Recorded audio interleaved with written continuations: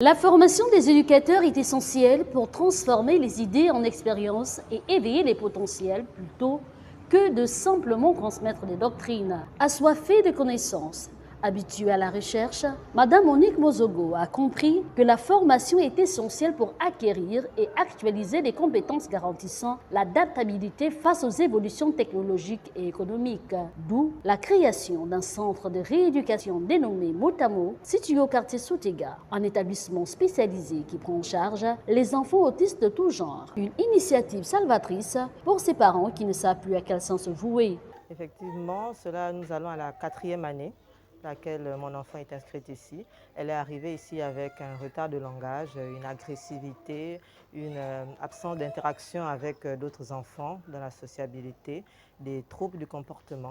Aujourd'hui, il y a une grande amélioration dans son comportement. Elle atteint aujourd'hui une stabilité émotionnelle. Ces crises émotionnelles, de comportement, agressivité ont littéralement diminué. Aujourd'hui, elle arrive à s'exprimer avec quelques mots, exprimer ce qu'elle veut, ses besoins. Elle est aujourd'hui autonome, elle arrive à faire ses besoins toute seule. Elle peut aujourd'hui faire des petites activités qu'elle ne faisait pas à son arrivée. Dire à ses parents d'aller de l'avant, de chercher à amener ses enfants dans ce genre de centre parce que ces enfants peuvent être sauvés. Comme je disais, ces enfants peuvent être sauvés, peuvent devenir autonomes, peuvent être intégrés dans la société. Ce centre a besoin de l'appui multiforme de l'État pour offrir à ses apprenants une éducation adéquate pour l'épanouissement et l'intégration sociale comme tout enfant dit normal. C'est assez triste parce que cet établissement est vraiment, on va dire, un don parce que ça aide beaucoup de personnes. Il y a des parents en difficulté qui se battent pour la survie, l'éducation de leurs enfants parce que ces enfants sont généralement rejetés. Ces enfants sont différents et leur différence, des personnes parfois ont peur de ça, ils les laissent, on va dire, à la rue ou les laissent évoluer. Alors que ces enfants peuvent être, entre griffes, sauvés. S'ils reçoivent l'éducation et la prise en charge assez tôt, ces enfants pourront à la longue être insérés dans la société, pourront travailler et devenir autonomes. Donc ce centre a besoin d'accompagnement de l'État.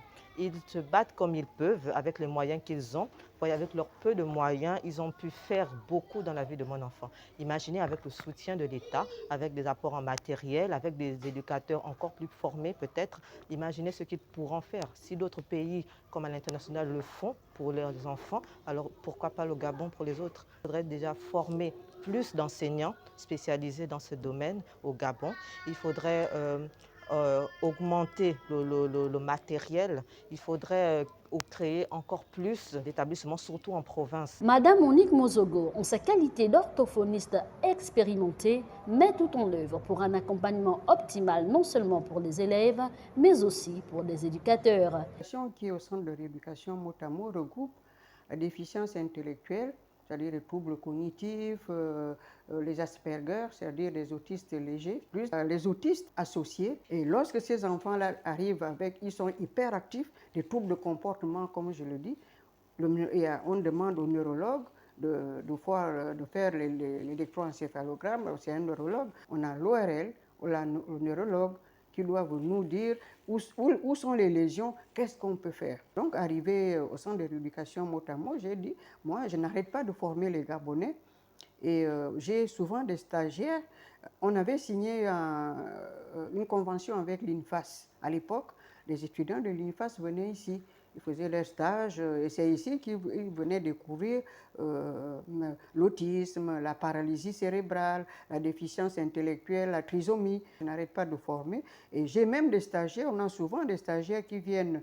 On a eu 2 stagiaires du Liban, on a eu aussi d'autres stagiaires qui sont venus d'Amiens. Souvent, ces stagiaires-là viennent pour peaufiner leur mémoire.